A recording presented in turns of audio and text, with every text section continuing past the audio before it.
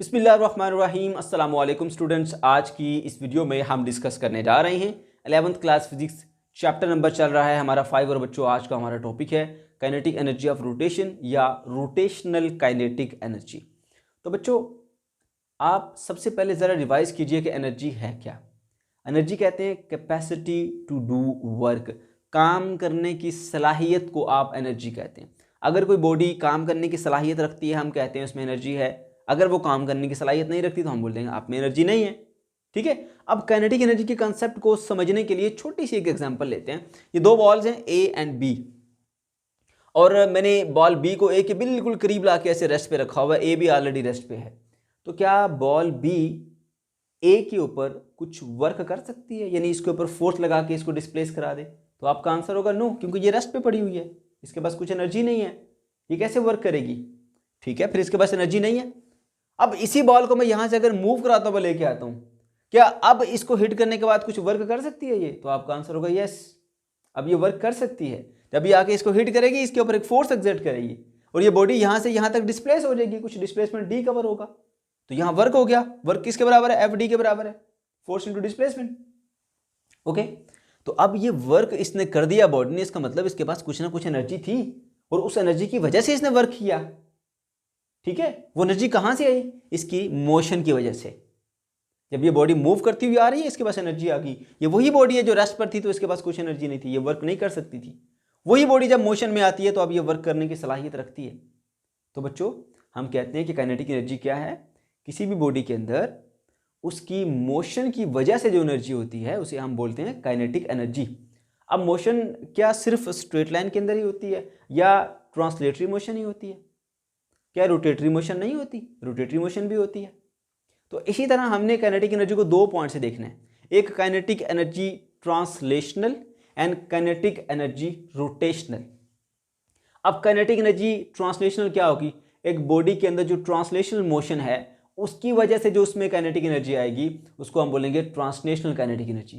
Translational motion آپ کو یاد ہوگا ایک ایسی موشن جس میں باڈی جو ہے وہ ایک پوائنٹ سے دوسرے پوائنٹ تک شفٹ ہوتی ہے لیکن بنا روٹیٹ ہوئے، بنا گھومے، ٹھیک ہے، بنا گھومے ایک پوائنٹ سے دوسرے پوائنٹ تک شفٹ ہوتی ہے باڈی، بات سمجھ کے۔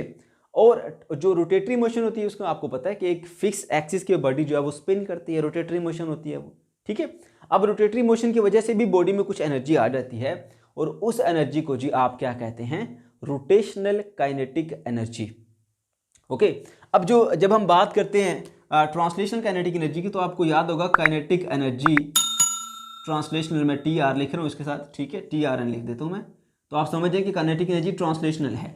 اچھا، اب یہ جو ٹرانسلیشنل کائنیٹک انرجی ہے اس کا فارمولا ہوتا ہے ہاف ایم وی اسکوائر، آپ نے کلاس 9 میں پڑھ رکھا ہے بچوں۔ بالکل اسی طرح سے آپ کے پاس جو روٹیشنل کائنیٹک انرجی ہے اس کا بھی فارمولا اسی طرح سے ہے۔ کیسے؟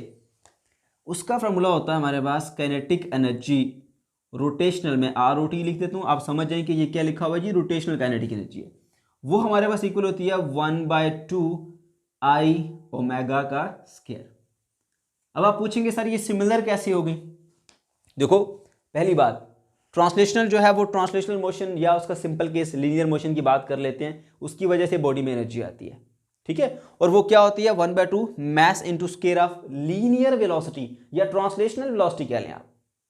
اسی طرح سے یہاں پر کیا ہوگا؟ Moment of inertia into Angular velocity, کیونکہ یہاں پر باڈی جو ہے وہ اس کی ویلوسٹی ٹرانسلیشنل ہے تو یہاں پہ ویلوسٹی جو ٹرانسلیشنل ویلوسٹی جس کو ہم وی سے شو کرتے ہیں وہ آئے گی۔ اب جب ایک باڈی گھوم رہی ہے، ٹھیک ہے، اسپن کر رہی ہے، تو اب اس کی جو ویلوسٹی ہے وہ اینگولر ویلوسٹی ہوتی ہے، تو اس لیے اینگولر ویلوسٹی کو ہم اومیگا سے شو کرتے ہیں، ٹھیک ہے۔ اب آپ کہیں گے سر یہاں پر میس اور یہاں پر کیا ہے؟ مومنٹ آف انرشیا ہے، تو آپ جانتے ہیں بچوں کہ ہم نے لینئر کوانٹیٹیز اور اینگولر کوانٹیٹیز کو ڈسکس کیا تھا، اس میں ریلیشن بھی ہم نے ڈسکس کیے تھے۔ ہر لینئر کوانٹیٹی کا کوئی نہ کوئی ایک روٹیشنل انالوگ ہوتا ہے، یوں سمجھ لیں کہ روٹیشنل موشن میں اس کا متبادل، جیسے لینئر موشن میں ڈسپلیسمنٹ کو آپ ایسے شو کرتے ہیں، اینگولر میں آپ اس کو تھیٹا سے شو کرتے ہیں، اینگولر ڈسپلیسمنٹ۔ لینئر میں آپ ویلوسٹی کو وی سے شو کرتے ہیں اور وہی ویلوسٹی اینگولر میں اومیگا سے شو کی جاتی ہے۔ لینئر میں آپ ایکسلریشن اے سے شو کرتے ہیں اور وہی ایکسلریشن جب روٹیشنل فارم میں آتا ہے تو آپ اس کو الفا سے شو کرتے ہیں، ٹھیک ہے۔ اور اسی طرح سے جو میس ہوتا ہے لینئر میں آپ میس کی بات کرتے ہیں اور جب آپ روٹیشنل موشن کی بات کرتے ہیں تو وہاں پر میس کو آپ ریپلیس کرتے ہیں مومنٹ آف انرشیا سے، اور ہم نے پڑھا تھا लीनियर मोशन में जो किरदार अदा करता है मैस मोमेंट ऑफ इनर्शिया, वही किरदार अदा करता है रोटेशनल मोशन में एंगुलर मोशन के अंदर। ठीक है, तो यहां पर देखिए ये क्या था v, क्योंकि ये ट्रांसलेशनल काइनेटिक एनर्जी है तो ट्रांसलेशनल वेलोसिटी होगी जिसको हम v से शो करते हैं। यहां पर रोटेशनल काइनेटिक एनर्जी है तो रोटेशनल वेलोसिटी होगी ओमेगा का स्केयर। ठीक है, अच्छा आप देख लिया आपने, आप जानते हैं इसके दरमियान रिलेशन, ये लीनियर है और ये क्या है जी एंगुलर, इनका जो है वो रोटेशनल एनालॉजी आप जानते हैं। इसी तरह 1/2 की जगह 1/2 आ गया। अब यहाँ पे लीनियर मोशन में मैस और उसका रोटेशनल एनालॉग जो है वो हमारे पास रोटेशनल मोशन में होता है मोमेंट ऑफ इनर्शिया। लीनियर में मैस तो एंगुलर के अंदर मोमेंट ऑफ इनर्शिया। ठीक है, ये आपस में रोटेशनल एनालॉगी हैं, सही है। ओके, तो बच्चों यहां पर अगर हम देखें तो सेम टू सेम वैसे ही सिचुएशन है, ये mass into square of velocity है तो यहां पर moment of inertia into square of angular velocity है, तो मोमेंट ऑफ इनर्शिया वही काम करता है जो मैस करता है, इसलिए ये फार्मूला भी आपको इसी तरह से मिलेगा। ठीक है, अब हम देख लेते हैं इस फार्मूले को प्रूव भी कर लेते हैं कि वाकई यही फार्मूला आता है कि नहीं आता। एक रिजिड बॉडी लेके उसकी काइनेटिक एनर्जी को हम कैलकुलेट कर लेते हैं। चलिए बच्चों, अब हम एक रिजिड बॉडी को कंसीडर करते हुए उसकी रोटेशनल काइनेटिक एनर्जी को फाइंड कर लेते हैं। बच्चों आपको पहले ये पता होना चाहिए कि रिजिड बॉडी क्या होती है। रिजिड बॉडी एक ऐसी बॉडी होती है कि जिसके ऊपर फोर्स अप्लाई करने से उसके जो पेयर ऑफ पार्टिकल्स हैं उसके दरमियान फासला कम या ज़्यादा नहीं होता, पार्टिकल अपनी जगह नहीं छोड़ते, अपनी जगह से आगे पीछे नहीं होते। सिंपल वर्ड्स में कहूँ यानी जिससे आप अपने माइंड को थोड़ा सेटिस्फाई कर सके तो आप ये समझ लीजिए कि एक ऐसी बॉडी आप उस पर फोर्स लगाते हो वो अपनी शेप चेंज ना करे, अपने पार्टिकल्स को आगे पीछे ना होने दे फोर्स लगाने से, समझ गए। तो वो बॉडी क्या होगी, रिजिड बॉडी होगी, एक सख्त बॉडी। अच्छा, अब जो रिजिड बॉडी है वो छोटे छोटे पार्टिकल से मिलकर बनी है, बहुत सारे पार्टिकल्स हैं, उनमें से कुछ हमने शो किए, मान लीजिए n नंबर ऑफ पार्टिकल्स हैं ये। ठीक है, अच्छा अब यहाँ एक चीज़ ज़रा समझ लीजिए, ये बॉडी जब घूमेगी तो ये इसका एक्सिस ऑफ रोटेशन है, यह मैंने सेंटर में शो किया। हर पार्टिकल का एक्सिस ऑफ रोटेशन से कुछ फासला है। ठीक है, जैसे यहाँ पर इस पर जो एक मास पड़ा हुआ है m1, उसका एक्सिस ऑफ रोटेशन से फासला है r1। ठीक है, परपेंडिकुलर डिस्टेंस लेना आपने ये याद रखना है। और दूसरा जो है हमारे पास ये एक मास यहाँ पर है m2, इसका इससे फासला एक्सिस ऑफ रोटेशन से r2, m3 का फासला r3 है। इसी तरह चलते चलते जो आखिरी पार्टिकल है mn, उसका जो फासला है वो कितना है जी rn। ओके, ये सारे पार्टिकल जो है वो कुछ फासले पर पड़े हुए हैं। जब ये बॉडी घूमेगी ना तो रिजिड बॉडी जब एक चक्कर यानी एक रेवोल्यूशन कंप्लीट करेगी तो इसके सारे के सारे पार्टिकल उतने ही वक्त के अंदर एक रेवोल्यूशन कंप्लीट करेंगे, यानी इन सब पार्टिकल की एंगुलर वेलोसिटी उतनी होगी जितनी इस बॉडी की है। ठीक है, ये बॉडी एक चक्कर मुकम्मल करेगी, इसके सारे पार्टिकल उतने ही टाइम के अंदर, उस गिवन टाइम के अंदर एक चक्कर मुकम्मल करेंगे। मान लीजिए 1 सेकंड है, ठीक है, 1 सेकंड के अंदर ये बॉडी एक रेवोल्यूशन कंप्लीट करती है तो इसका हर पार्टिकल जो है वो 1 सेकंड में एक रेवोल्यूशन कंप्लीट करेगा, समझ गए। एंगुलर वेलोसिटी सेम होगी, लेकिन जब बात करेंगे लीनियर वेलोसिटी की तो वो चेंज होती है, क्योंकि देखो बच्चों कुछ पार्टिकल जो है वो एक्सिस ऑफ रोटेशन से करीब हैं, कुछ पार्टिकल दूर हैं। ठीक है, मैंने यहाँ पर एक डायग्राम बनाई है, ये सेंटर है, यहाँ पर ये जो ब्लैक कलर के पार्टिकल्स हैं एक यहाँ पर है, एक यहाँ पे, एक यहाँ पे, एक यहाँ पे, एक यहाँ पे, एक यहाँ पे। ये बॉडी जब एक चक्कर मुकम्मल करेगी ना, इसके सारे पार्टिकल एक चक्कर मुकम्मल करेंगे। अब जरा सोचो कि 1 सेकंड में इस पार्टिकल ने इतना सा फासला तय किया, ठीक है, उसके बाद जो दूसरे नंबर पर है उसने उससे थोड़ा ज़्यादा फासला तय किया, उससे ऊपर वाले ने उससे ज़्यादा फासला तय किया। अब ये सारे पार्टिकल जो है ना उनका फासला एक्सिस ऑफ रोटेशन से अलग अलग है, जिनका उनकी सबकी जो वेलोसिटी है वो अलग अलग होगी। हाँ समझ गए। ये जो सबसे बाहर वाला है इसने सबसे ज़्यादा फासला तय किया उसी टाइम के अंदर, तो इनकी जो लीनियर वेलोसिटीज हैं वो अलग हैं, टेंजेंशियल वेलोसिटी कह लें आप। ठीक है, तो इसलिए इनकी वेलोसिटीज को हम अलग अलग नाम देते हैं, v1, v2, v3, v4 ऐसे नाम दे दिया आपने इनको। ठीक है, और सब की वेलोसिटी आखिर तक जो mn है इसकी वेलोसिटी क्या होगी, vn। तो याद रखना है कि इनकी जो एंगुलर वेलोसिटीज हैं हर पार्टिकल की वो तो सेम है, लेकिन लीनियर वेलोसिटी सेम नहीं है, इसीलिए उनको नाम दिया v1, v2, v3, v4। क्यों? क्योंकि जो पार्टिकल सबसे बाहर है, रेडियस से बाहर है, आप देखें गिवन टाइम के अंदर सेम टाइम सबको मिला घूमने के लिए, एक चक्कर मुकम्मल करने के लिए, तो इसने उस चक्कर में काफ़ी ज़्यादा फासला तय किया। वो जो सबसे करीब है उसने 1 सेकंड के अंदर बहुत कम फासला तय किया। तो देख सकते हैं आप, फिर यहाँ पर आपको वेलोसिटीज में चेंज नजर आएगा। ओके बच्चों, अब हमने जब इसी वजह से जब हम इसकी काइनेटिक एनर्जी निकालते हैं तो काइनेटिक एनर्जी का जो फार्मूला होता है वो हाफ mv² होता है, वो हर एक पार्टिकल का अलग अलग से हमें कैलकुलेट करनी पड़ेगी क्योंकि इनकी सबकी वेलोसिटीज अलग अलग है। ठीक है, तो उसके बाद फिर हम टोटल काइनेटिक एनर्जी फाइंड कर लेंगे। तो टोटल जो आपके पास काइनेटिक एनर्जी है टोटल वो मिलेगी आपको जी, पहले पार्टिकल की काइनेटिक एनर्जी, उसको काइनेटिक एनर्जी 1 बोल देता हूँ, प्लस काइनेटिक एनर्जी 2 दूसरे पार्टिकल की, प्लस काइनेटिक एनर्जी 3 तीसरे पार्टिकल की, प्लस डॉट डॉट चलते जाएंगे आगे, और आखिरी पार्टिकल जो है वो काइनेटिक एनर्जी उसकी आप n कह लिया। सही है, इन सब की एनर्जी को आपने ऐड करना है, ठीक है, और उसके बाद फिर आपको जो है वो टोटल काइनेटिक एनर्जी मिल जाएगी। अच्छा, अब जरा सोचिए कि जो हमारा पहला पार्टिकल है जिसकी काइनेटिक एनर्जी कितनी होगी, ये मास है m1, ठीक है, कितने फासले पर पड़ा है जी, r1 फासले पर पड़ा है, ठीक है। अब बच्चों इसकी जो कुछ ना कुछ वेलोसिटी होगी ना, जो हम जिसकी हम बात करें लीनियर वेलोसिटी, उसको हम कह देते हैं जी v1 इसकी लीनियर वेलोसिटी है, ठीक है।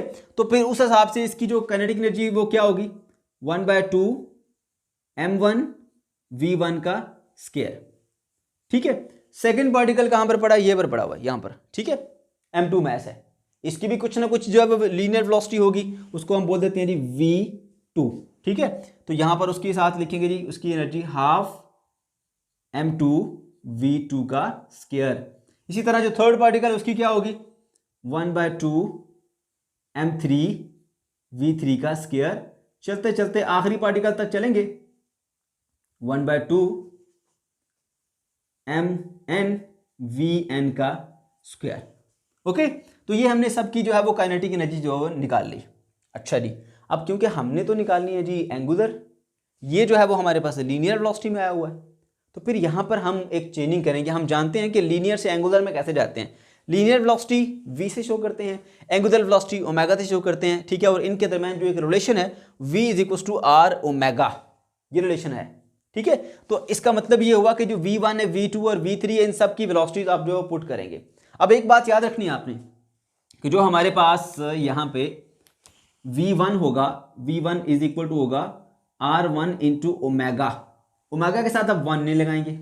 उसकी वजह क्या है बच्चे, उसकी वजह यह है कि ये एक पार्टिकल, दूसरा पार्टिकल, तीसरा पार्टिकल, जितने भी पार्टिकल हैं, जब बॉडी एक चक्कर मुकम्मल करती है तो उसके साथ साथ इसके सारे पार्टिकल एक चक्कर मुकम्मल करेंगे।